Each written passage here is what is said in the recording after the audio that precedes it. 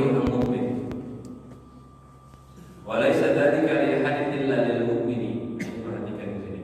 Dan kebaikan ini, segala hal menjadi baik, tidak ada kecuali hanya bagi orang yang beriman dengan iman sempurna. Gak bisa begini kecuali orang mukmin. Gak mungkin bisa seperti ini kecuali orang mukmin. In asabathu sarra'u syakar. Ya, hal pertama, kalau dia terkena kebahagiaan, mendapatkan kesenangan, syakar, dia bersyukur. Kalau dapat nikmat, dapat harta, dapat anak, dapat jodoh, dapat segala macam nikmat, dia bersyukur. Maka khairan lahu.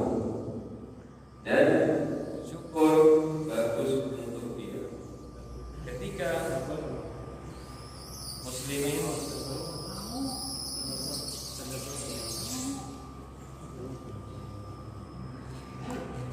ketika seorang mukmin mendapatkan nikmat, dia bersyukur, maka nikmat itu baik, maka kejadian itu baik baginya. Jadi ketika orang mukmin dapat nikmat, dapat hal yang menyenangkan, seperti tadi saya gambarkan ya, kebanyakan hal yang menyenangkan itu kan nikmat. Hal ini baik bagi dia karena disyukuri. Dan memang biasanya orang-orang wajar namanya nikmat baik. Dan yang kedua ini yang gak wajar, wa in asabathu darra'u sabara fakana khairan lahu. Jika dia terkena hal yang membahayakannya, menyakitinya, baik urusan harta, keluarga, hal yang menimpa dunianya, dia sabar, fakana khairan lahu. Maka hal tadi yang namanya kejelekan, yang namanya musibah, yang namanya sakit, itu menjadi bagus berkat sabar. Maka sabarnya itu bagus buat dia. Ini hebatnya orang mukmin. Pagi-pagi kenyang, bersyukur, alhamdulillah, bagus. Pagi-pagi lapar, gak ada makanan, sabar, bagus. Dua keadaan yang berbeda, tapi dua-duanya bagus. Kenyang bagus, lapar juga bagus. Harusnya nggak begini. Harusnya yang bagus kenyang, lapar nggak bagus. Tetapi ini hanya diberikan bagi orang-orang mukmin. Karena dia iman kepada Allah, dia bisa sadar takdir Allah dalam segala jenis keadaan. Makanya Rasulullah mengatakan di intinya, "Alaysa dzalika li ahadin illa lil mu'min." Gak bisa begini kecuali orang yang imannya benar, imannya sempurna. Kalau kita kan kenyang, kadang-kadang lupa, alhamdulillah. Buktinya aja makan, ada yang ingat habis makan baca doa, alhamdulillahilladzi at'amani hadzal ta'am. Sering kita lupa doa makan, doa setelah makan. Itu syukur. Nikmat aja lupa, apalagi sabar, lupa juga dari Allah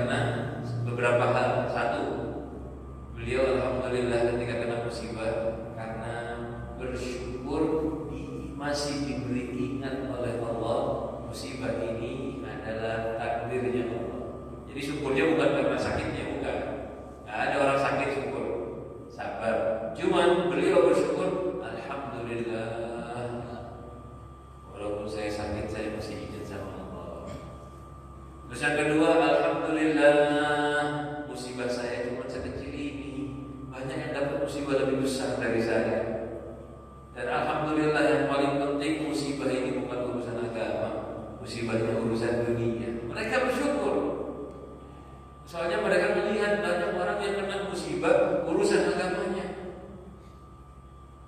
Ini yang bisa berpikir seperti ini, cara-cara berpikir seperti ini hanyalah orang mukmin.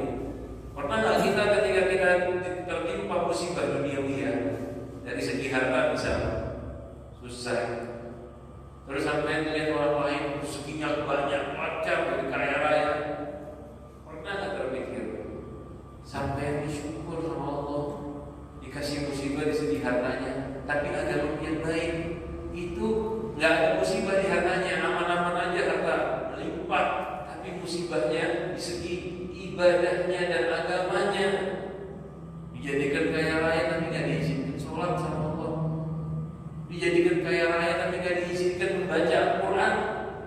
Ini musibah yang lebih berat, mendingan lapar tapi rajin ke masjid, ibadah, sholat dan haji, daripada kaya raya tapi lupa dari Tuhan. Ini sampai seperti itu ya.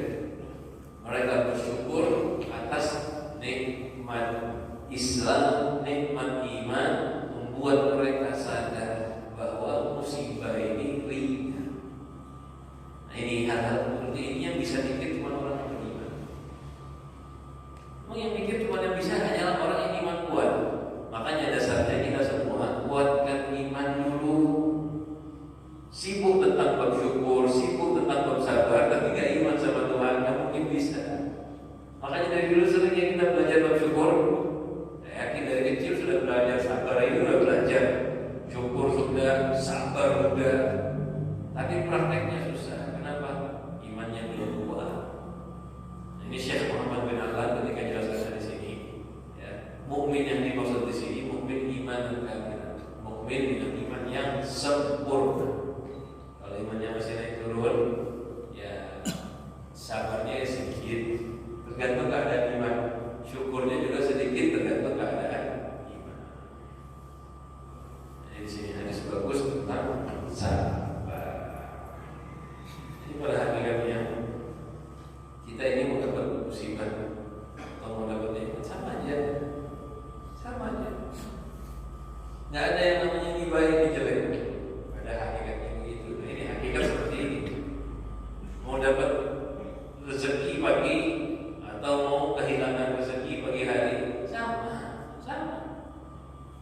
Perbedaannya cuma pola pikir kita aja. Isinya apa? Kalau isinya iman, isinya keyakinan sama Allah, sama hasilnya. Dapat musibah, sabar, baik. Dapat iman, alhamdulillah, baik. Apa bedanya? Bedanya baik. Nah, ini makanya yang dikatakan oleh Rasulullah SAW tadi, ajib, hebat, unik, orang mukmin ini hebat. Dua hal yang bertentangan, yang menyakitkan sama membahagiakan, dua-duanya baik, dua-duanya efeknya sama. Jadi diingat-ingat ya hadis kaitan ini. Intinya dari hadisnya apa? Intinya adalah kita disuruh beriman dengan iman yang kuat, baru segala keadaan akan bisa menjadi baik untuk kita. Selanjutnya hadis keempat dari Sayyidina Anas bin Malik radhiyallahu anhu. Lamma taqala an-nabiyyu ja'ala yataghashshahu al-karbu. Faqalat Fatimah radhiyallahu anha wa karba abada. Sayyidina Anas ini cerita karena Sayyidina Anas salah satu sahabat yang memang diizinkan dekat dengan Rasulullah sallallahu alaihi wasallam. Dia diizinkan masuk kepada Rasulullah sallallahu alaihi wasallam. Beliau itu dari kecil sampai ibunya sudah dihadiahkan kepada Rasulullah sallallahu alaihi wasallam. Sebetulnya bukan dihadiahkan kisah barang, bukan. Ini manusia tak bisa, cuma disuruh khidmah pada Nabi Muhammad sallallahu alaihi wasallam.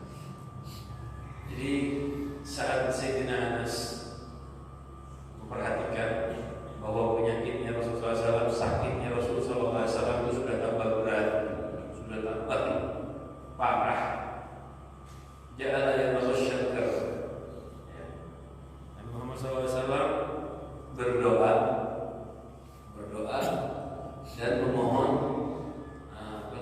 keselamatan dari Allah Subhanahu wa Ta'ala. Lalu Sayyidatina Fatimah radhiyallahu anha ketika melihat Rasulullah kesakitan seperti itu binatang, lalu beliau ngomong wa karba abada. Kalimat wa karba ini, kalimat wa karba bahasa Arab seperti ini, kesiannya, aduh susahnya, bahasa begitu, sakitnya abah, susahnya abah. Cuman kalimat ini diingat ya, Sayyidatina Fatimah ngomong seperti itu tuh karena rahmatnya, karena sayangnya dengan abahnya, bukannya karena nggak terima dengan takdirnya Allah, bukan karena merengek, bukan karena tidak tahan, bukan. Beliau pasrah dengan takdir Allah, tahu hatinya tuh iman yang ditakdir, cuman karena gak tega. Sekuat-kuat iman seseorang, ada yang namanya rasa sayang. Rasa sayang itu gak jelek. Sama seperti nanti di depan kalau masalah ada ketika Rasulullah menggendong cucunya yang meninggal, ya di depan satu lagi hadis, Rasulullah SAW menangis dan sahabat bilang, loh menangis ya Rasulullah? Dikira gak terima dengan takdir Tuhan. Dan dijelaskan gak ada masalah. Ini nangisnya bukan nangis tidak sabar, tapi nangisnya karena kasih sayang. Dan Sayyidatina Fatimah pun seperti itu, kesian karena Rasulullah SAW. Lalu dijawab, lihat, langsung dijawab oleh Nabi Muhammad SAW. Laisa ala abiki karbun ba'dal yawm. Wahai Fatimah,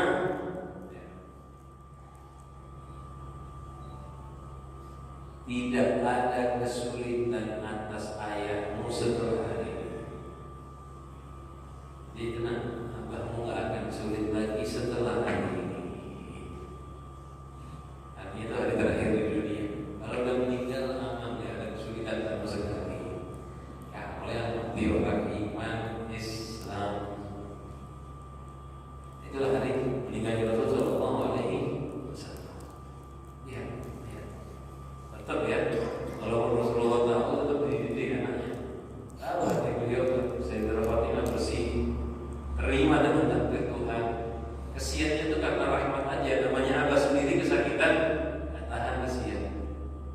Ngomong seperti itu langsung dibilang, Fatimah jangan takut, abahmu gak akan sakit lagi setelah hari ini, gak akan sulit lagi setelah hari ini. Falamma mata qalat, setelah Rasulullah SAW meninggal, Siti Fatimah mengatakan, ya abada ajaba rabban da'ahu. Ayahku menerima panggilan Tuhan. Ajaba menerima panggilan Tuhan yang telah memanggilnya. Ya abada jannatul firdausi ma'wa. Ayah, surga Firdaus tempat kembalinya, tempat tinggalnya. Ya abada ila Jibril nan'ah. Ayahku, wahai ayah, kepada malaikat Jibril kami mengangkatnya, melaporkan kabarnya. Jadi kalimat Siti Fatimah ketika tinggal Nabi Muhammad SAW. Falamma dufina qalat Fatimah radhiyallahu anha. Jadi di sini Siti Fatimah sabar.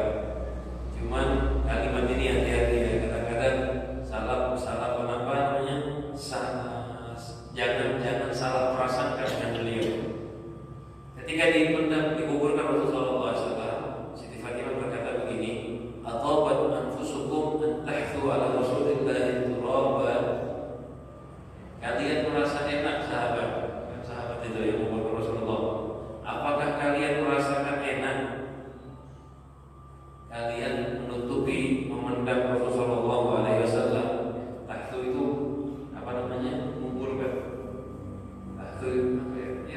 Tahtu itu ada barang ditaruhin sesuatu di atasnya, ditumpuk, dikuburkan, ditaruh di atasnya tanah, ditaruhin tanah di atasnya Rasulullah SAW. Jadi Siti Fatimah ngomong, sahabat, kalian suka? Apakah kalian merasa nyaman? menutupi Rasulullah, menguburkan Rasulullah di bawah tanah, melempari Rasulullah dengan tanah. Ini kalimat-kalimat yang keluar, kalimat-kalimat yang keluar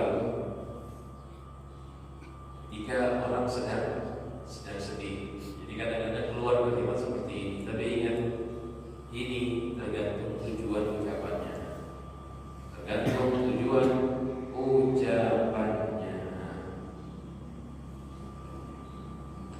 Bukan karena Siti Fatimah dan rela Rasulullah dikubur, bukan. Tetapi karena gak tega. Dan Siti Fatimah melihat sahabat ini semasa hidupnya sangat cinta dan sangat sayang sama Rasulullah SAW. Kok bisa melempari tanah seakan-akan kayak gitu? Ini keadaan yang berbeda dengan keadaan kita ya. Nah, itu pun ketika keadaannya seperti itu, Sayyidina Anas bin Malik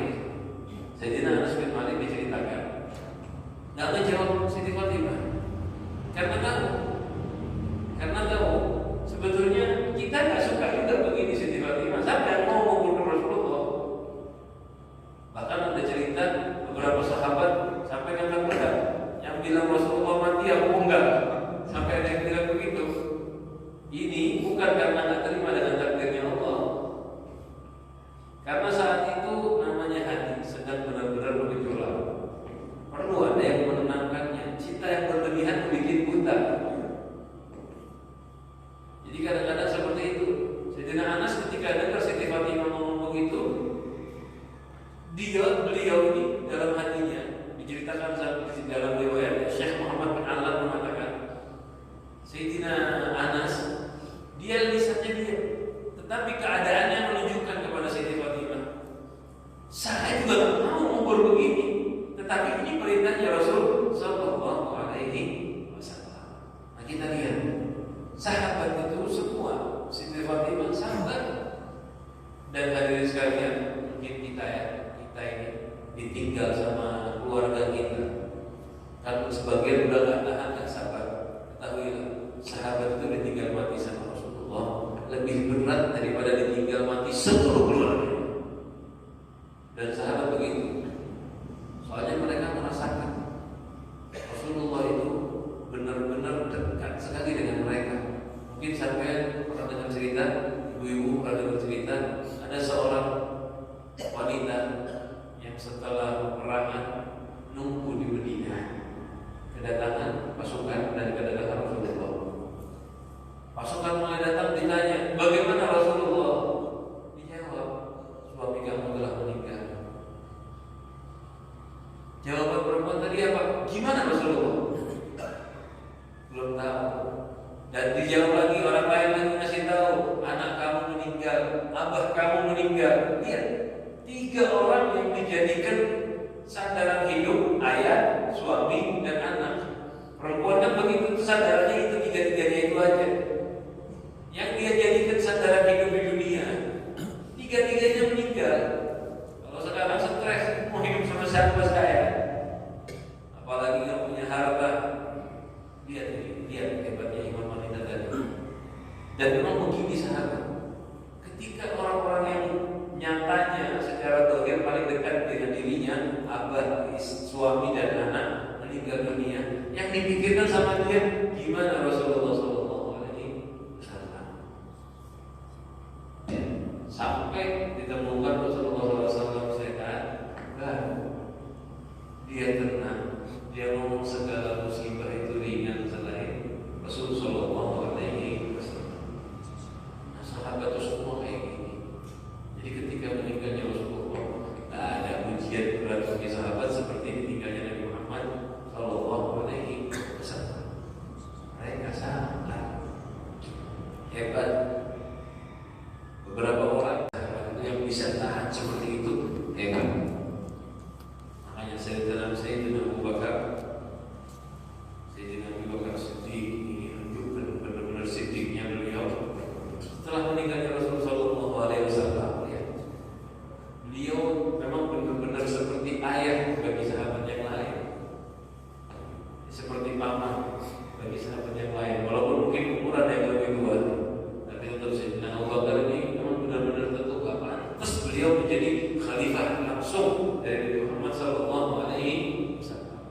Beliau ingatkan sahabat yang waktu itu karena memang tidak tahannya ditinggal Rasulullah SAW, ya sebagian ada yang berlebihan musiknya. Lalu diingatkan sama Sayyidina Abu Bakar, yang menyembah Muhammad, Muhammad meninggal. Maksudnya diingat sahabat, ingat kalian menyembah Tuhan. Kalau yang menyembah Allah, sungguhnya Allah Maha Hidup dan Kekal. Ingatlah semua sahabat kembali, mau kembali, semua ingat lagi dan kembali. Memang bukan berarti sahabat cerita ini ya, bukan berarti sahabat lupa dari Allah, bukan.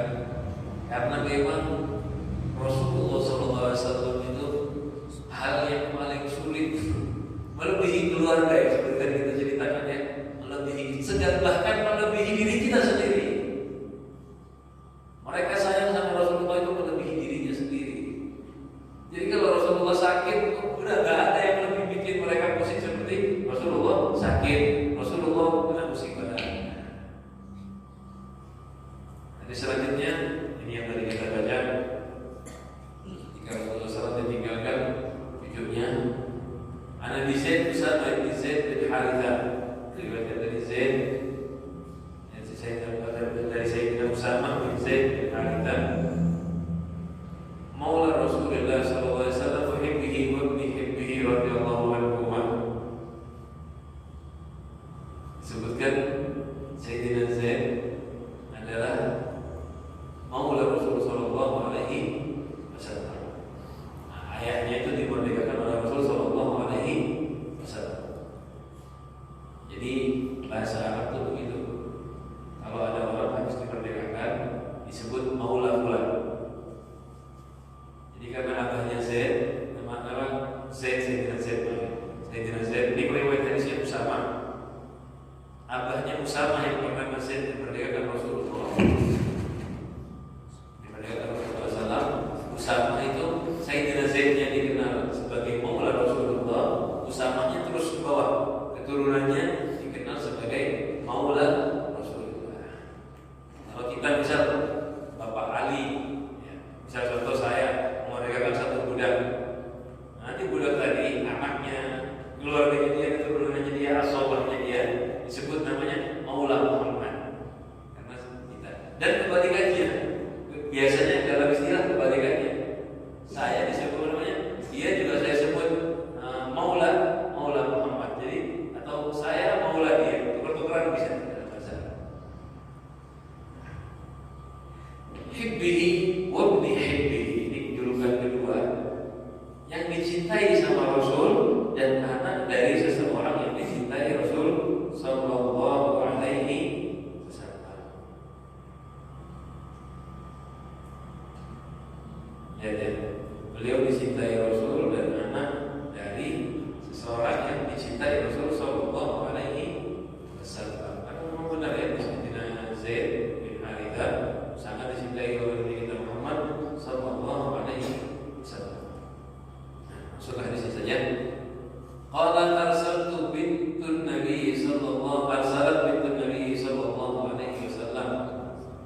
Beliau cerita anaknya Rasul sallallahu alaihi wasallam, yaitu Sayyidina Zainab, Sayyidina Zainab mengutus utusan kepada Nabi Muhammad sallallahu alaihi wasallam.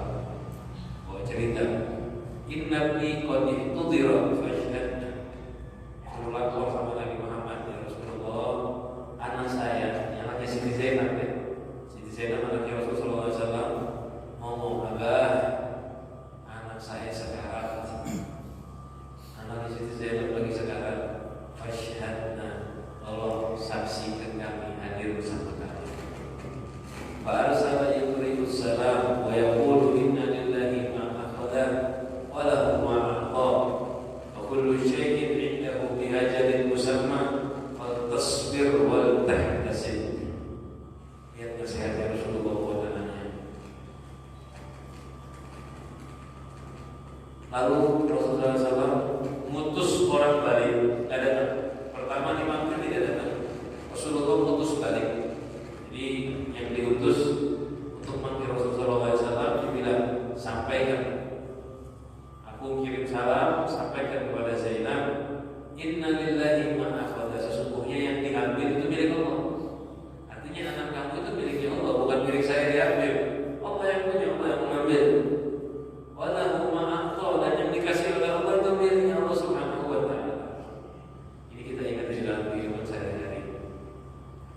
kita semuanya itu pada hakikatnya milik Allah, bukan punya kita. Kalau kita tahu ini termasuk kekuatan iman. Kalau kita sadar yang kita miliki adalah punya Allah, yang berada di bawah kekuasaan kita sekarang di dunia, miliknya Allah. Enak. Sampai saya pinjemin handphone, sampai pakai. Sudah waktunya belum ambil, mana handphone dulu? Berat ya kira-kira ngasihkannya? Kalau dia orang yang berakal sempurna, ya, orang yang sadar diri, ketika memilih ngambil mana handphone, ya, merasa kehilangan tidak? Orang bukan punya kita kok. Saya minjem sesuatu sama orang, sudah waktunya dikembalikan, saya kembalikan. Mungkin namanya manusia ya, ada rasa, ada sesuatu yang hilang, tapi dia sadar ini bukan punya saya kok memang. Walaupun ada sedikit kesenangan diambil, tapi sadar dia bukan punya saya. Jadi tenang, hatinya nyaman. Nah begitu Rasulullah mengajarkan kepada Sayyidina Zainab. Dia diajarkan, ketahuilah anak itu punyanya Allah. Seakan-akan begitu bahasanya. Anak kamu punya Allah, anak kamu itu karunia Allah, dan dia punyanya Allah.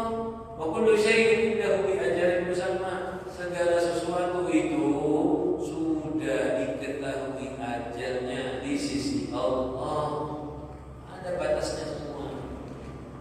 Bapak punya harta sekian, ini harta ini bertahan sekian tahun. Bapak punya sepeda motor dikasih tahun 2002, ini bertahan sampai 2022, maaf ya, 2022 bertahan sampai 2025 bisa. Itu sudah tercatat. Punya anak sekian bertahan sampai umur sekian. Orang tua sampean punya orang tua bertahan sampai umur sekian, sudah tercatat, diketahui oleh Allah. Jadi nggak mungkin berubah, pasrah aja. Fal tasbir, maka hendaknya sabarlah Zainab, wal tahtasib, dan cari pahala dari musibah yang menimpa. Ya, ini memang di awal Rasulullah langsung datang nasihat, contoh buat kita. Kalau ada kayak gini, jangan maksa. Sebetulnya kita itu boleh datang, boleh tidak. Ada yang sekarang begini, kalau sampai nggak tahan, boleh nggak datang. Ada yang mau mati misalnya, ada yang mau mati. Kalau nggak tahan, boleh tidak datang. Cuma kalau tahan, lebih bagus datang. Nah Rasulullah saat itu sebetulnya nggak tahan, sayang, rahmat, makanya di awal nggak datang. Tapi Sayyidina Zainab mutus lagi. Arsalat ilaihi tuqsimu alaihi la ta'tiyanna. Kalimat tuqsimu alaihi, bersumpah atasnya, maksudnya maksa, harus datang. Berangkat Rasulullah sallallahu alaihi wasallam. Jadi bangunlah, diutus lagi kedua kalinya, ayo harus datang Rasulullah. Apa harus datang? Bangunlah Rasulullah bersama Sayyidina Sa'ad bin Ubadah, Mu'adz bin Jabal, Ubay bin Ka'ab, Zaid bin Thabit, wa rijal radhiyallahu anhum, dan beberapa sahabat radhiyallahu anhum. Farufi'a ila Rasulillah sallallahu alaihi wasallam as-sabi.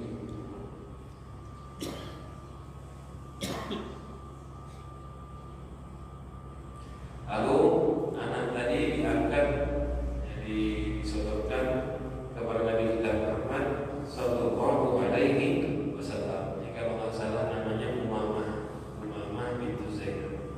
Jadi anak tadi si bayi masih kecil bernama Umamah bintu Zainab. Ketika Umamah dibawa diangkat kepada Rasulullah SAW, ada Hudh Hijri di pangkusan Rasulullah SAW.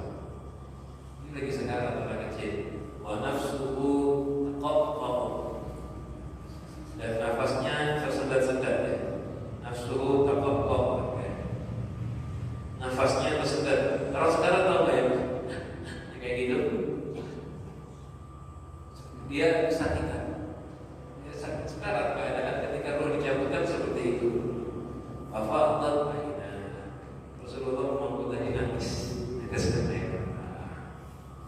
Sa'ad. Sayyidina Sa'ad langsung ngomong kepada Rasulullah SAW, ya Rasulullah, ma hada, apa ini ya Rasulullah? Kemudian pertanyaan ini, ya, ma hada, apa ini?